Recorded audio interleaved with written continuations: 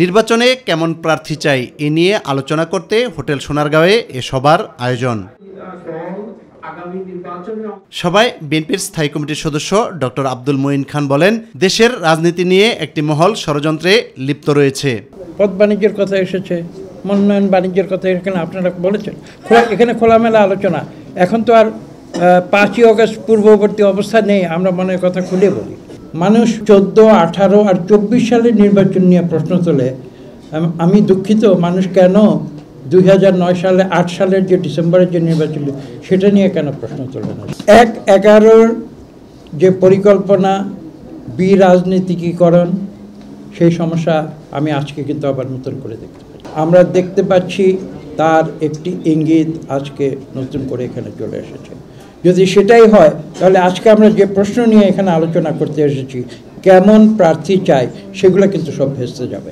স্থায়ী কমিটির অপর সদস্য সেলিমা রহমান বলেন, রাজনীতিতে গুণগত পরিবর্তন না আসলে জাতিকে আবারও মাসুল দিতে হবে। দৃষ্টিভঙ্গি বদলাতে হলে এটা অত্যন্ত দরকার যে আমাদের কাঠামোগত কিছু পরিবর্তন আনতে হবে। দলবাজি করে কতগুলো নেতা সঙ্গে নিয়ে আমি রাজপথে হাঁটলাম কিংবা বিরাট গাড়ি নিয়ে আমি চললাম, সেটা কোনো নেতৃত্ব নয়। প্রার্থী হতে হবে একজন সৎ, আদর্শ ভিত্তিক, ন্যায়, যা যিনি দুর্নীতি করবে না। কারণ দুর্নীতি বাংলাদেশকে আজকে কোথায় নিয়ে গেছে সেটা আমরা সবাই বুকের রক্ত দিয়ে আমরা এটা উপলব্ধি করছি। ছাত্র জনতা তাদের বুকের রক্ত দিয়েছে। এদিকে নারায়ণগঞ্জ জেলার নবগঠিত কমিটির নেতাকর্মীদের সাথে নিয়ে বিএনপির প্রতিষ্ঠাতা ও সাবেক রাষ্ট্রপতি জিয়াউর রহমানের সমাধিতে ফুল দিয়ে শ্রদ্ধা নিবেদনের পর দলের সিনিয়র যুগ্ম মহাসচিব রুহুল কবির রিজভী আহমেদ বলেন, দেশে কোনো সংঘাতপূর্ণ পরিস্থিতি তৈরি হোক এমনটি দেখতে চান না।